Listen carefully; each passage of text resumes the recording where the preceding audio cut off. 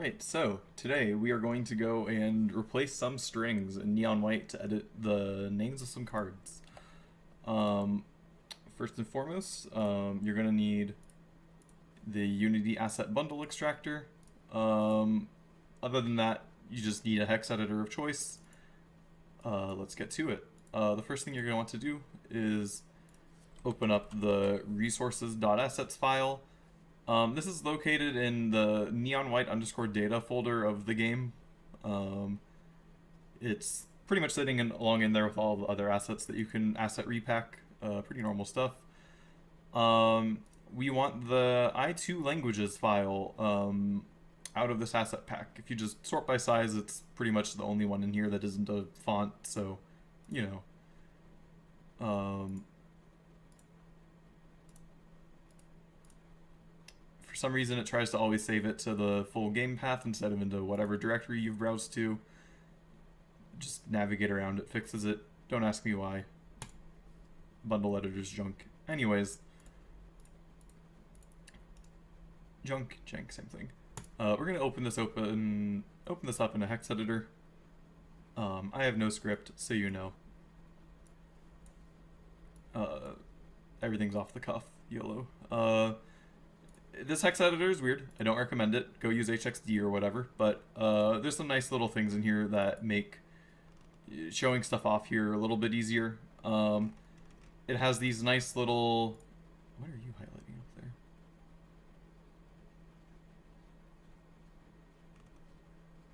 Is that part of me debugging stuff? Yeah, whatever.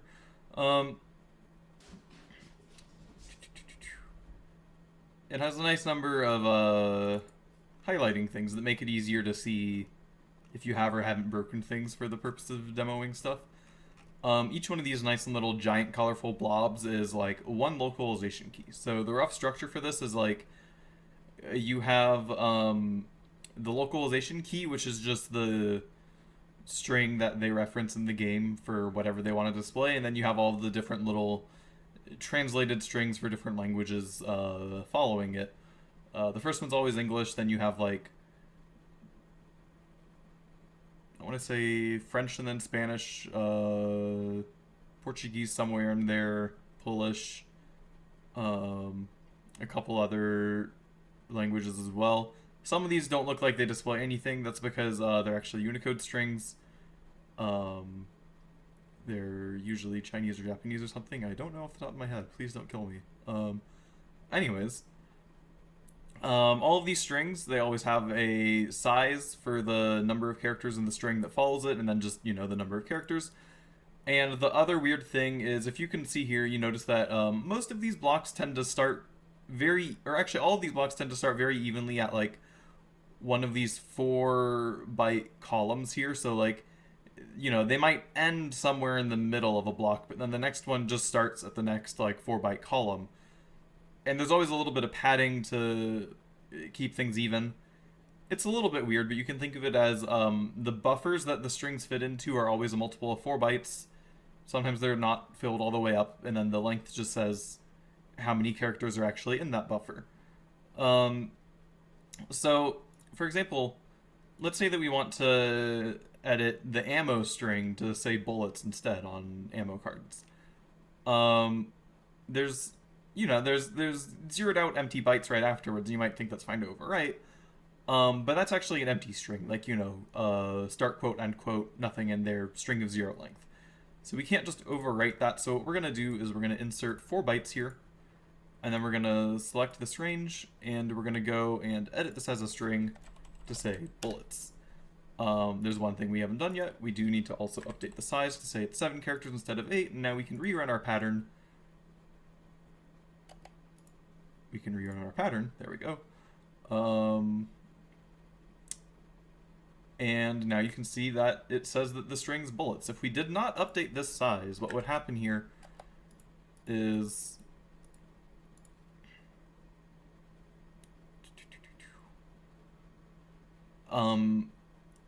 it would see the string is just saying bull instead of bullets, and then those next characters it would read as a size, and then it would just kind of like think, oh, I have some like obscenely long string after this, and then it would usually go all the way to the end of the file, and then it would crash when trying to load the file because this is just incorrect. So that's why when you're editing, you need to either add in some extra bytes or you need to adjust the number of total strings and do some other weird shit. I don't recommend that. I recommend just inserting some extra bytes. Will make your life easier. The only difference is you have to use the Unity asset bundle extractor, but you know that's perfectly fine.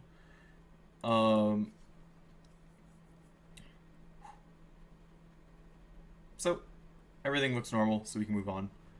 Now for the Book of Life, you know, we're gonna be funny cool kids, and we're gonna make it say boof. Because why wouldn't you? And you know, that's all well and good, except now we have something like 12 characters here to delete. So now we get to delete 12 characters. 12 is C in hexadecimal, so we can just say we're going to remove 0x0C bytes from here, and now we rerun it. And we did, in fact, edit it correctly. Nothing has exploded. It's a bit weird. I definitely recommend for most people just inserting and deleting, you know, 4 bytes at a time. You can just do 3 deletes of 4 bytes or 3 inserts of 4 bytes. Do as I say, don't do as I do. But the general thing is the English string is always the first, and then you always have these 2 little empty strings right next to it, and then you have the next translation following that. You need to always make sure that you don't actually go into those, and you just kind of leave those 2 alone if you want to be all nice and proper. We can see here my Dominion card already says rocket launcher. This was my quote-unquote unmodified resource file.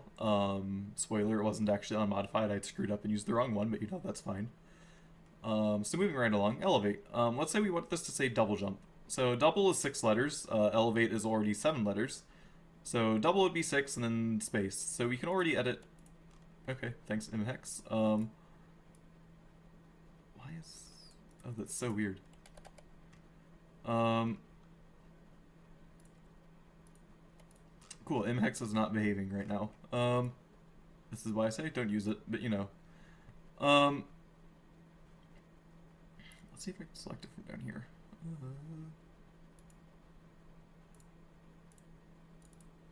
Cool, selected. So we can just say double with a space. And then we're going to need to say jump, which is going to bleed into the next block. So we're just going to insert 4 bytes. We're going to edit this to say it is 12 characters. And then we're going to go and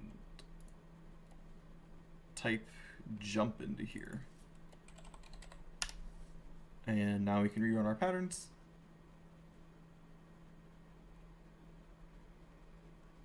And all the highlighting is correct as normal. So we did not fuck that one up. Good job, us. This next key is unused. There is going to be a card called expel or something.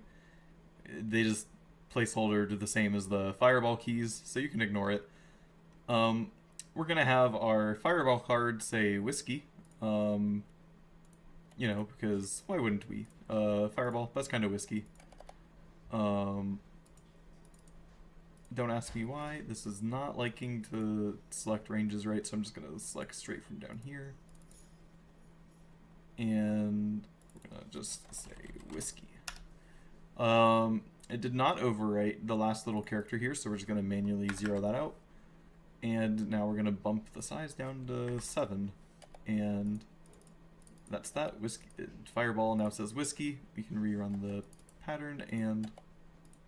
Jesus, we can rerun the pattern.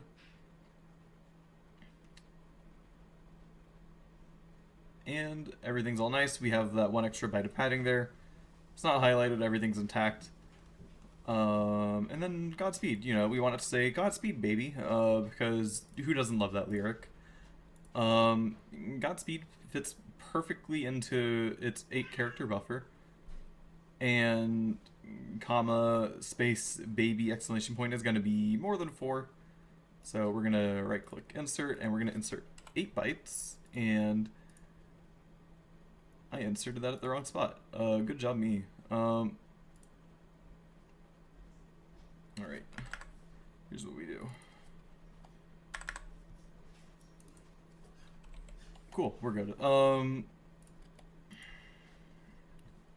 So from here, we select those and we do comma baby. And that's an extra 7 characters, so 8 plus 7 is 15, which is F. And we rerun patterns.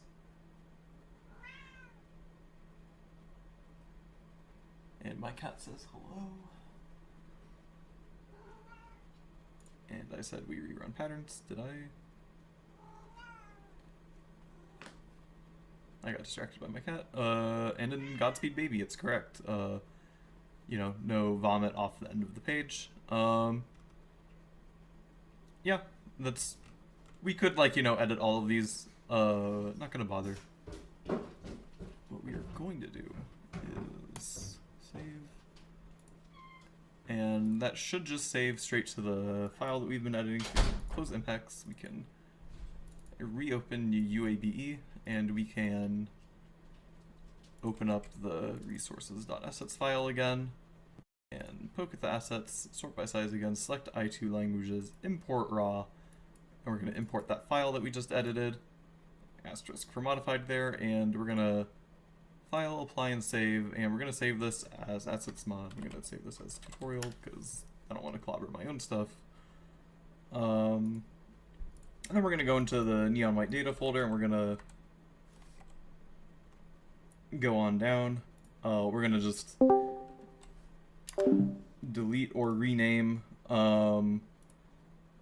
whatever this is. We're going to name this assets orig, because, you know, it's the original one. Let's just keep it around. And we're going to go and rename this, just be resource assets.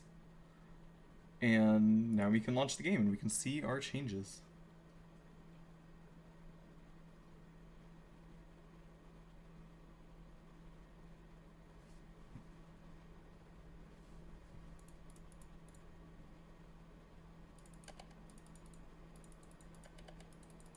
We're called Neon. Did you know that we're called Neons? Cool. What all did I change? Well, let's just go to the Booth of Life real quick. So you see here, card just says Booth now. Wonderful. Love it. Let's go get ourselves Godspeed baby.